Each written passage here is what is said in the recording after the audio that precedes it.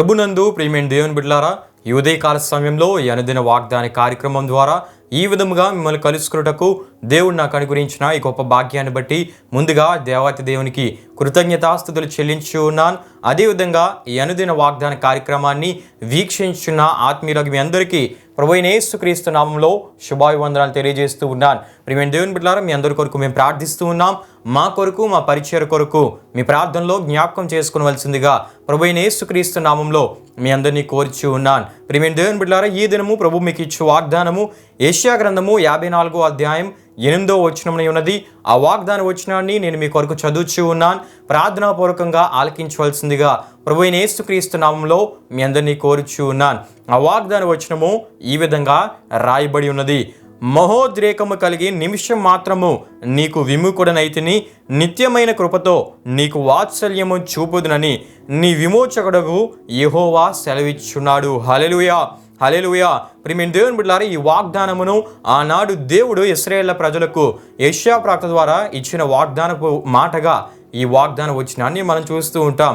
సందర్భాన్ని మనం జ్ఞాపకం చేసుకున్నట్లయితే దేవుని మీద ఇశ్రాయేలు తిరుగుబాటు చేయడాన్ని బట్టి, అంటే తిరుగుబాటు చేయడం అంటే దేవునికి విరోధమైన, వ్యతిరేకమైన, హేయమైన, దేవునికి అయిష్టమైన క్రియలు, కార్యములను చేయటను బట్టి దేవుడే వారిని చెరలోనికి పంపించినట్లు, చెరకు వారిని అప్పగించినట్లు అక్కడ సందర్భంలో మనం చూస్తూ ఉంటాం. అయితే మరలా దేవుడు తన ప్రేమను బట్టి, కృపను బట్టి, తన ప్రేమతో మరలా దేవుడు మాట్లాడుతూ ఏమంటున్నారంటే, నిత్యమైన కృపతో నీకు వాత్సల్యము చూపుదునని దేవుడు యెషయా ప్రవక్త ద్వారా మాట్లాడుతూ ఇశ్రాయేలు ప్రజలకు ఇచ్చిన వాగ్దాన మాటగా ఈ వాగ్దానం వచనాన్ని మనం చూస్తూ ఉంటాం. హల్లెలూయా, హల్లెలూయా.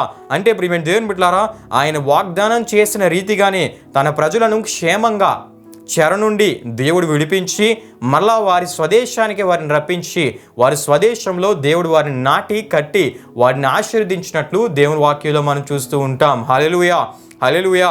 ప్రియమైన దేవుని బిడ్డలారా, వాగ్దానంలో మనం చూస్తే క్షణం మాత్రము ఆయన కోపమని మనం చూస్తాం, కానీ ఆయన అనుగ్రహము అంటే ఆయన కృప, ఆయన ప్రేమ శాశ్వతమైనవి, నిత్యమైనవి అని మనం చూస్తూ ఉంటాం.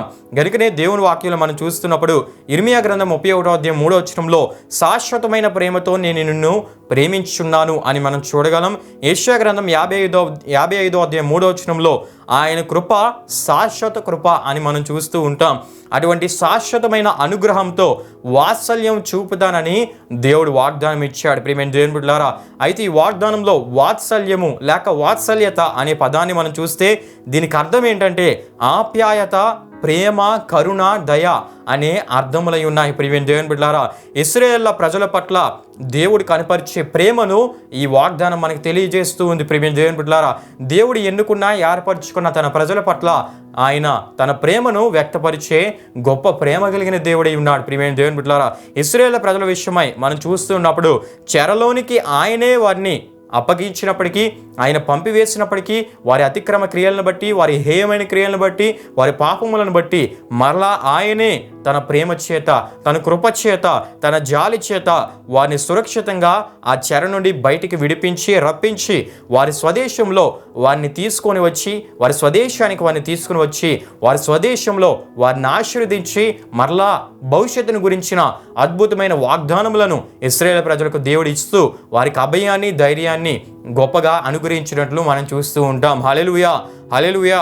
ప్రియమైన దేవుని బిడ్డలారా, ఈ వాగ్దానం ద్వారా దేవుడు మనతో మాట్లాడుతూ ఉన్నాడు. ఆనాడు ఇశ్రాయేలు ప్రజల పట్లే కాదు, ఈ రోజున, ఈనాడు ఆయనను విశ్వసిస్తున్న మన పట్ల కూడా ఆయన ఈ వాగ్దానం నెరవేర్చే దేవుడై ఉన్నాడు. ప్రియమైన దేవుని బిడ్డలారా, ఈ వాగ్దానం ద్వారా దేవుడు మీ అందరితో మాట్లాడుతూ ఉన్నారు. ప్రియమైన దేవుని బిడ్డలారా, దేవుడు ఎంత ప్రేమ కలిగిన దేవుడో ఈ వాగ్దానం మనకు తెలియజేస్తూ ఉంది. ప్రియమైన దేవుని బిడ్డలారా, ఆనాడే కాదు, ఆనాడు ఇశ్రాయేలు ప్రజల పట్లే కాదు, కానీ ఈనాడు ఆయనను విశ్వసించి ఆయన విశ్వాసములు కొనసాగుతూ ఆయన మీదనే ఆధారపడి ముందు కొనసాగుతున్న జీవితాల్లో కలిగే శ్రమలు, కలిగే ప్రతికూల పరిస్థితులు, కలిగే ఇబ్బందులు, కలిగే కొన్ని శోధనకరమైన పరిస్థితులు, కొన్ని చిక్కుముళ్ళు లాంటి పరిస్థితులు, వీటన్నిటిలో ప్రియమైన దేవుని బిడ్డలారా ఆయన ఈ వాగ్దానం ద్వారా మాట్లాడుతున్నాడు. తన ప్రేమ చేత, తన కృప చేత ఆయన విడిపించి తన సాక్షులుగా మిమ్మల్ని ఆయన నిలబెడతానని ఈ వాగ్దానం ద్వారా ఆయన తెలియపరుస్తూ ఉన్నారు. హల్లెలూయా, హల్లెలూయా. ప్రియమైన దేవుని బిడ్డలారా, దేవుని వాక్యంలో మనం చూస్తున్నప్పుడు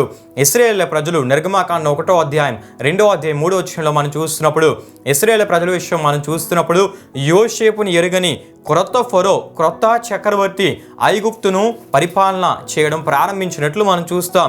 అతడు రాజ్యాధికారం పొందినప్పుడు ఇశ్రాయేలీయులను కఠిన దాస్యంలో ఉంచి జిగట మంటి పని, ఇటుక పని, అన్ని రకాల పొలమ పనులు బలవంతంగా వారి చేత చేయిస్తూ వారి జీవితాలను దుర్భరం చేసినట్లు, వారి ప్రాణములను విసిగించినట్లు అక్కడ మనం చూస్తూ ఉంటాం. ప్రియమైన దేవుని బిడ్డలారా, అప్పుడు ఇశ్రాయేలు ప్రజలు దేవునికి మొరపెట్టగా దేవుడు వారి మొరను ఆలకించి వారి మూలుగులు విని అబ్రహాము, ఇస్సాకు, యాకోబులతో ఆయన చేసిన నిబంధనను జ్ఞాపకం చేసుకొని దేవుడు తాను ఏర్పరచుకున్న మోషే ద్వారా ఐగుప్తు నుండి వారిని విడిపించుట్లో తన ప్రేమ చేత, తన కృప చేత గొప్ప మహా అద్భుత కార్యాలు ఐగుప్తులో దేవుడు చేసి తన ప్రజలను ఆయన బయటికి రప్పించినట్లు, తన ప్రజలకు విముక్తిని కలుగు చేసినట్లు, తన ప్రజలకు ఎదురైన ప్రతి ప్రతికూల పరిస్థితి నుండి దేవుడు విడుదల కలుగు చేసినట్లు దేవుని వాక్యంలో మనం చూస్తాం. హల్లెలూయా, హల్లెలూయా. ప్రియమైన దేవుని బిడ్డలారా, అంత ప్రేమ కలిగిన దేవుడు ఆయనే ఉన్నాడు. ప్రియమైన దేవుని బిడ్డలారా, తన ప్రేమ చేత మన కష్టం నుండి మనకు విడుదల కలుగు చేసే దేవుడు, తన ప్రేమ చేత కలిగే సమస్య నుండి విడుదల కలుగు చేసే దేవుడు,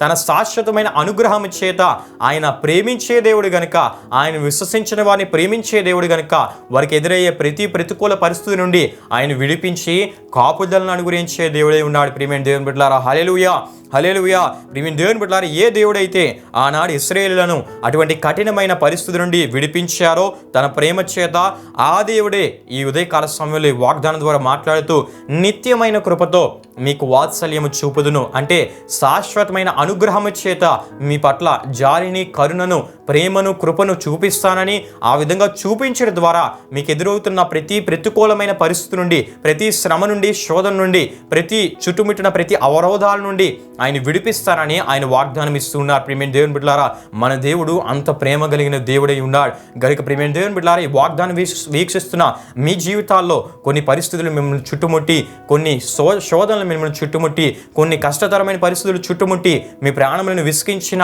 ఆ పరిస్థితిలో మీరు ఉన్నట్లయితే దేవుని వైపు మీరు చూస్తే, ఇశ్రాయేలు ప్రజల వారే దేవుని వైపు మీరు చూస్తే, దేవునికి మొరపెడితే తన ప్రేమ చేత, తన కృప చేత, శాశ్వతమైన ప్రేమతో నిన్ను ప్రేమిస్తున్న దేవుడు ఆ ప్రేమ ద్వారా నీకు ఎదురవుతున్న ప్రతి సమస్య నుండి నిన్ను విడిపించి నిన్ను తన సాక్షిగా నిలబెట్టి నిన్ను ఘనపరిచే గొప్ప దేవుడై ఉన్నాడు. హల్లెలూయా, హల్లెలూయా.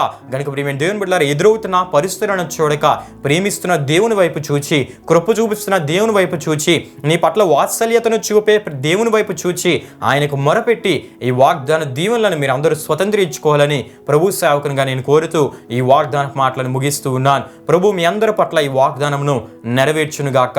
ఆమేన్. ప్రియమైన దేవుని బిడ్డలారా, ఈ వాగ్దాన కార్యక్రమాన్ని ముగింపు ప్రార్థనతో మనం ముగించుకుందాం. మీ ప్రార్థనలో నాతో పాటు అందరూ కలిసి ఏకీభవించవలసిందిగా ప్రభువైన యేసుక్రీస్తు నామంలో మీ అందరినీ కోరుచూ ఉన్నాను. ప్రార్థన చేసుకుందాం.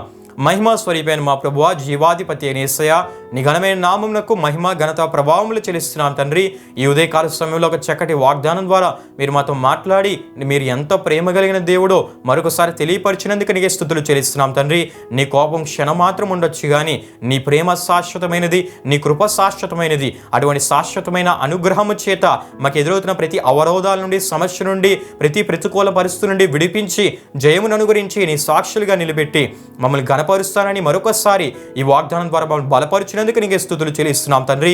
ఈ వాగ్దానం వీక్షిస్తున్న వారు ఎటువంటి పరిస్థితుల్లో ఉన్నారో ఆ పరిస్థితుల వైపు చూడక ప్రేమిస్తున్న నీ వైపు చూస్తూ, కృప చూపిస్తున్న దేవుడైన నీ వైపు చూచి నీకు మొరపెట్టి వారు ఎదుర్కొంటున్న ప్రతి సమస్య నుండి నీ ద్వారా విడిపించబడటకు మీరు సహాయం చేయమని వీక్షించిన ప్రతి ఒక్కరిని మీరు దీవించండి, ఆశీర్వదించండి.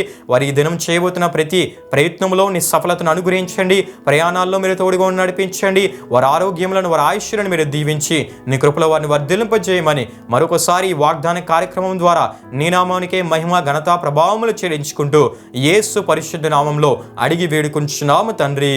ఆమేన్.